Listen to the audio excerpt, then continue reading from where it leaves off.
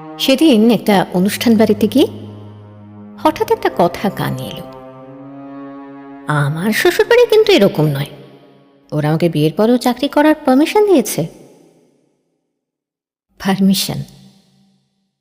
ছোটবেলা থেকে রোজ স্কুলে গিয়ে পরীক্ষার সময় রাতের পর রাত জেগে পড়াশোনা করে বাসে ট্রামে ধাক্কাধাক্কি করে কলেজ পাশ করার পর একটা মেয়ের ভবিষ্যৎ আজও নির্ভর করে শ্বশুরবাড়ির একটা পারমিশনের উপর, যা না পেলে তার এত বছরের পরিশ্রম মুহূর্তে ধূলিসাৎ। এই কথাটাই ভীষণ ভাবালো আমাকে।